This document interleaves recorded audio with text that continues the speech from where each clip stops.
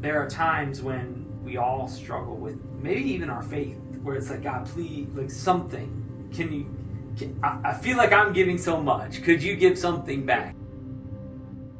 We were renting a house in a nearby community, and our landlord had come to us and said, hey, in June, I'm going to give this house to my son. We had just found out that we were pregnant for Leona, our daughter that's 10 months old now. Well, we ended up finding a house in the craziness of the seller's market. I ended up getting a job. I had just missed the cutoff for the maternity leave pay by a month. Our mortgage just doubled.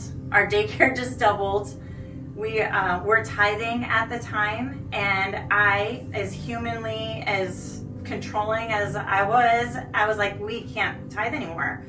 And so John goes, okay, if you think that's what we should do, then we'll stop tithing only during the time where you're not getting paid. And then as soon as you're getting that first paycheck, we're back at it. We went through it. We weren't tithing. We were like still eating. Like our lights were still on. Like everything was. Mortgage was getting paid. The girls were still going to daycare. Like everything was still moving. We just kept saying, we've got to start tithing. We've got to get back to tithing. And we just didn't. First paycheck. We Yes. decided not to tithe. No, we didn't tithe. We were saying, well, where are we going to find this money?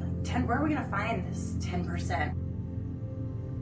And it was about that time that we were talking about it at church, and we certainly felt like we were sort of rebelling in the area of finances, that I had my merit increase at my job, and they presented me a 15%, I'm gonna cry, but it's a 15% increase in this world, in today's market, like, and you know, that covered almost 10% of our total income. I kept hearing things at work that were like, it was miraculous. Like, I've never seen anything like that before. His boss submitted for a percentage, and then the boss that he submitted to said, we're going to do even better than that. You're faced with this idea of like, we want to take this intention into action, and then you're talking about it so much, and then God just shows up to have him open up that window, not only at work, but like through our finances. It was like, what are you going to do? We can't take that money and give it anywhere else than to God. Pastor John had talked about the goldfish theory, right? Like, God doesn't need our goldfish. He doesn't need our money. He just wants our heart. This is the only time you get to test God. And so it was funny because through the merit increase, it felt like God was testing us. I immediately was like, I went on the app.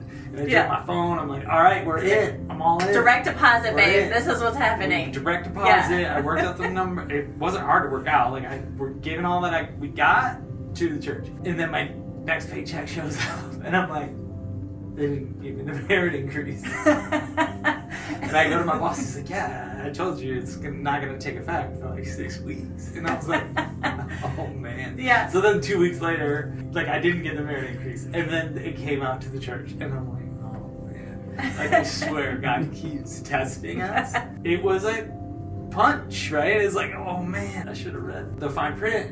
And I said, no, we're going to move forward. I can't describe it enough to say how much we've been blessed and hope to bless other people through the tithe.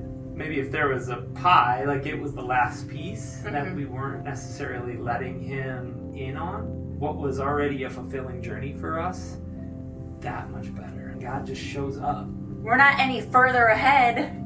we're just tithing and being obedient to Jesus.